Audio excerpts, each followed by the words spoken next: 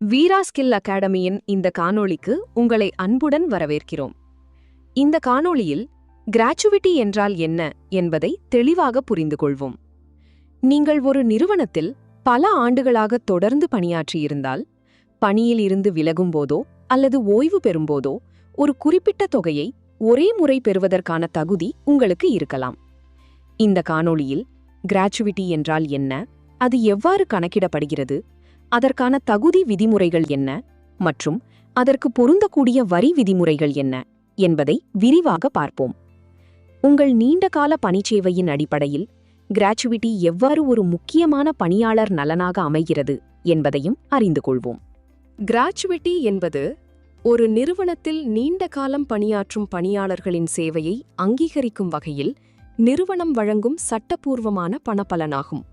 இது உங்கள் மாதாந்திர சம்பளம், போனஸ், வருங்கால வைப்பு நிதி அல்லது ஓய்வூதியம் போன்றவற்றிலிருந்து வேறுபட்டது. இந்தியாவில் கிராச்சுவிட்டி 1972 ஆண்டின் பேமெண்ட் ஆஃப் கிராச்சுவிட்டி சட்டத்தின் கீழ் முக்கியமாக நிர்வகிக்கப்படுகிறது.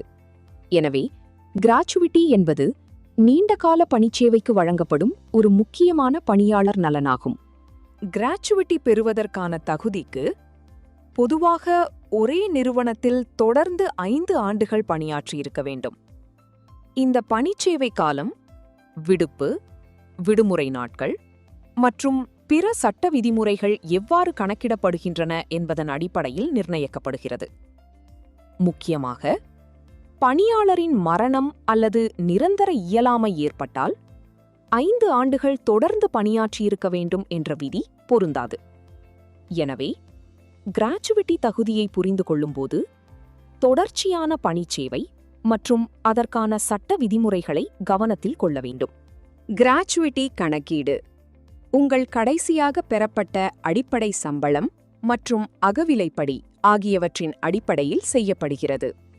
முடிக்கப்பட்ட ஒவ்வொரு பணியாண்டிற்கும் 15 நாட்களுக்கான ஊதியம் கிராச்சுவிட்டியாக வழங்கப்படுகிறது. மாதாந்திர கணக்கீட்டிற்கு 26 நாட்கள் வகுத்தல் எண்ணாக எடுத்துக்கொள்ளப்படுகிறது. எளிய முறையில் சொன்னால், கிராச்சுவிட்டி என்பது கடைசியாக பெறப்பட்ட அடிப்படை சம்பளம் மற்றும் அகவிலைப்படி, பணிச்சேவை ஆண்டுகள் மற்றும் 15 நாட்களுக்கான ஊதிய விகிதம் ஆகியவற்றை அடிப்படையாக கொண்டு கணக்கிடப்படுகிறது. ஒரு எளிய உதாரணத்தை பார்ப்போம். உங்கள் கடைசியாக பெறப்பட்ட அடிப்படை சம்பளம் மற்றும் அகவிலைப்படி 40,000 ரூபாய் என்று வைத்துக்கொள்வோம். உங்களுக்கு 10 ஆண்டுகள் பணிச்சேவை இருந்தால் கிராச்சுவிட்டி கணக்கீடு 40,000ஐ 26 நாட்களால் வகுக்க வேண்டும். அதன் பிறகு கிடைக்கும் தொகையை 15 நாட்களால் பெருக்க வேண்டும். பின்னர் உங்கள் 10 ஆண்டுகள் பணிச்சேவை காலத்தால் பெருக்க வேண்டும். அதன்படி 40,000 வகுத்தல் 26 பெருக்கல் 15 பெருக்கல் 10 என்ற கணக்கீட்டின்படி சுமார் 2,30,700 ரூபாய் கிராச்சுவிட்டியாக கிடைக்கும். இது ஒரு விளக்க உதாரணம் மட்டுமே. உண்மையான தொகை பொருந்தக்கூடிய சட்ட விதிமுறைகள் மற்றும் உங்கள் சம்பள அமைப்பின் அடிப்படையில் மாறுபடலாம். நீங்கள் பார்க்கும் வகையில் தொடர்ச்சியான பணிச்சேவை ஆண்டுகள் அதிகரிக்கும் போது உங்களுக்கு கிடைக்கும் கிராச்சுவிட்டி தொகையும் படிப்படியாக அதிகரிக்கும்.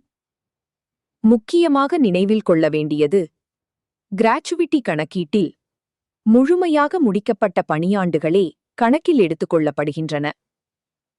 பகுதியாக உள்ள பணிச்சேவை காலம் பொதுவான விதிமுறைகளின்படி கணக்கில் எடுத்துக்கொள்ளப்படாமல் இருக்கலாம். எனவே உங்கள் மொத்த பணிச்சேவை காலத்தை சரியாக புரிந்து கொள்வது கிராச்சுவிட்டி தொகையை மதிப்பிடுவதற்கு மிகவும் முக்கியம். கிராச்சுவிட்டி கணக்கீட்டில் உங்கள் கடைசியாக பெறப்பட்ட தகுதியான சம்பளம் முக்கிய பங்கு வகிக்கிறது. எனவே உங்கள் பணிக்காலம் முழுவதும் சம்பளம் படிப்படியாக அதிகரிக்கும்போது நீங்கள் ஓய்வு பெறும் அல்லது பணியிலிருந்து விலகும் நேரத்தில் கிடைக்கும் கிராச்சுவிட்டி தொகையும் குறிப்பிடத்தக்க அளவில் அதிகரிக்கலாம்.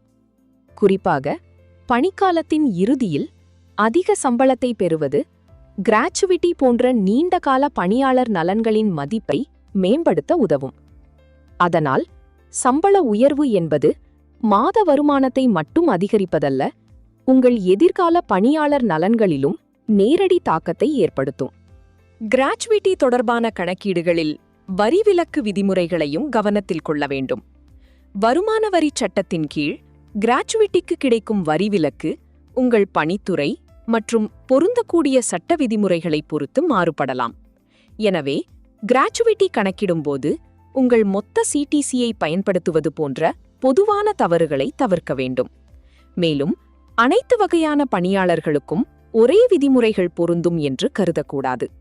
சரியான கணக்கீட்டிற்காக தகுதியான சம்பளக்கூறுகள், பணிச்சேவை காலம் மற்றும் பொருந்தக்கூடிய வரி விதிமுறைகளை தனித்தனியாக சரிபார்ப்பது மிகவும் முக்கியம். சுருக்கமாக சொன்னால், கிராச்சுவேட்டி என்பது நீண்ட கால பணிச்சேவைக்காக வழங்கப்படும் ஒரு முக்கியமான பணியாளர் நலனாகும். இது நீங்கள் தொடர்ந்து பணியாற்றிய ஆண்டுகளை அடிப்படையாகக் கொண்டு உங்கள் கடைசியாக பெறப்பட்ட தகுதியான அடிப்படை சம்பளம் மற்றும் அகவிலைப்படியை பயன்படுத்தி சட்டப்படி நிர்ணயிக்கப்பட்ட குறிப்பிட்ட முறையில் கணக்கிடப்படுகிறது. மேலும் கிராச்சுவேட்டி என்பது வருங்கால வைப்பு நிதி, ஓய்வூதியம் மற்றும் பிற பணியாளர் நலன்களிலிருந்து தனித்துவமான ஒரு முக்கியமான நிதி பலனாகும். எனவே உங்கள் நீண்டகால பணிச்சேவையின் மதிப்பை புரிந்து கொள்ள கிராச்சுவேட்டி பற்றிய தெளிவான அறிவு மிகவும் அவசியம். இந்த காணொளியை பார்த்ததற்கு நன்றி. நாம் இதுவரை பார்த்த காரணிகளில் உங்கள் கிராச்சுவிட்டி தொகையில் எது மிகப்பெரிய தாக்கத்தை ஏற்படுத்தும் என்று நினைக்கிறீர்கள்? உங்கள் கருத்தை கருத்து பகுதியில் பதிவிடுங்கள். வரவிருக்கும் காணொளிகளில் ஊதிய திருத்தம், சம்பள சீட்டு மற்றும் பணியாளர் நலன்கள் தொடர்பான மேலும் பல பயனுள்ள வழிகாட்டி காணொளிகளை பார்க்கலாம். தொடர்ந்து கற்றுக்கொள்ளுங்கள், தொடர்ந்து முன்னேறுங்கள். நன்றி. மீண்டும் அடுத்த காணொளியில் சந்திப்போம்.